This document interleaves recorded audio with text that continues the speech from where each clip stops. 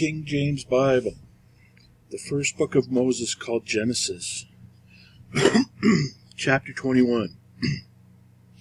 And it came to pass after all these things that God did tempt Abraham, and said unto him, Abraham. And he said, Behold, here I am.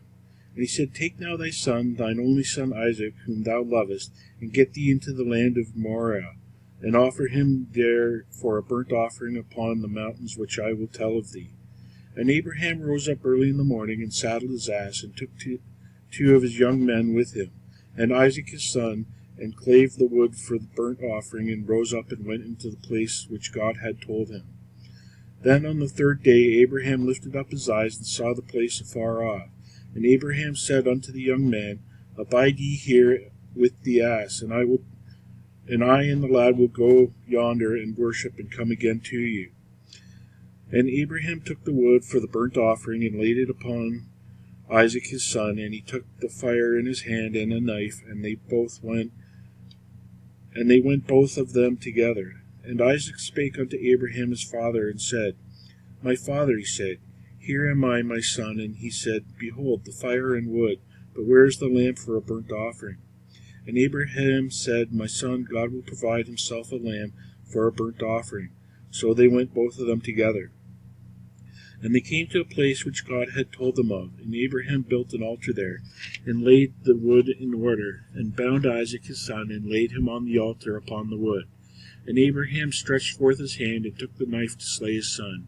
And the angel of the Lord called unto him out of the heaven, and said, Abraham, Abraham. And he said, Here am I.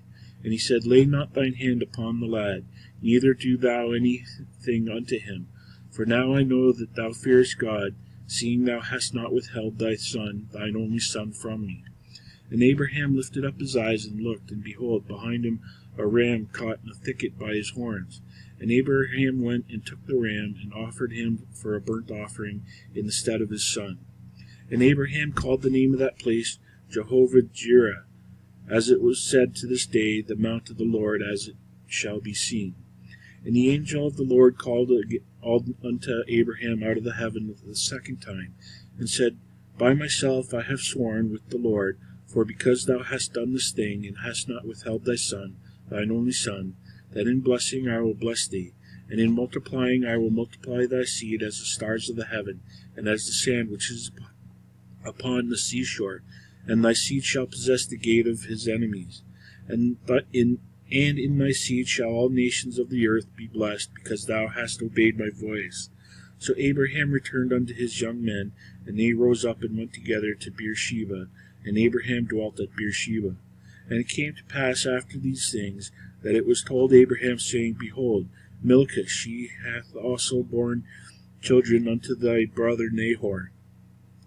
Who's his firstborn, and Buz his second, his brother, and Kemuel the father of Amram, and Chesed, and Hazo, and Pildash, and Jidlaph, and Bethuel. And Bethuel begat Rebekah. These 8 Micah did bear to Nahor, Abraham's brother. And his concubine, whose name was Reumah, she bare him Tebah, and Geham, and Thahash, and Maachah. Chapter 23. And Sarah was 127 years old. These were the years of the life of Sarah. And Sarah died in Kirjath Arba, the same as Hebron, in the land of Canaan. And Abraham came to mourn for Sarah, and to weep for her. And Abraham stood up before his dead, and spake unto his sons of Heth, saying, I am stranger and a sojourner with you. Give me a possession of a burying place with you, that I may bury my dead out of my sight. And the children of Heth answered Abraham, saying unto him, Hear us, my lord, thou art a mighty prince among us, and in the choice of our sepulchres bury thy dead. None of us shall withhold from thee his sepulchre, but thou mayest bury thy dead. And Abraham stood up and bowed himself to the people of the land, even to the children of Heth, and he communed with them, saying, If it be your mind that I should bury my dead out of my sight, hear me and entreat me to Ephron the son of Zohar, that he may give me the cave of Machpelah, which he hath, which is at the end of the field.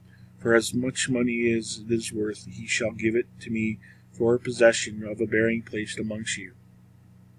And Ephron dwelt among the children of Heth. And Ephron the Hittite answered Abraham in the audience of the children of Heth, even to all that went into the gate of the city, saying, Nay, my Lord, hear me. The field give I thee, and the cave that is therein. I give it thee in the presence of the sons of my people. I give it thee, bury thy dead. And Abraham bowed down himself before the people of the land, and he spake unto Ephron in the audience of the people of the land, saying, But if thou wilt give it, I pray thee, hear me. I will give thee money for the field. Take it of me, and I will bury my dead there. And Ephron answered Abraham, saying unto him, My Lord, hearken unto me. The land is worth 400 shekels of silver. That is betwixt me and thee. Bury therefore thy dead. And Abraham hearkened unto Ephron. And Abraham weighed to Ephron the silver which he had named in the audience of the sons of Heth, 400 shekels of silver, current money with the merchant. And the field of Ephron which was in Machpelah, which was before Mamre, the field, and the cave which was therein, and all the trees that were in the field, that were in all the borders round about, were made sure unto Abraham for a possession in the presence of the children of Heth, before all that went in at the gate of the city. And after this Abraham buried Sarah his wife in the cave of the field of Machpelah, before Mamre, the same as Hebron in the land of Canaan.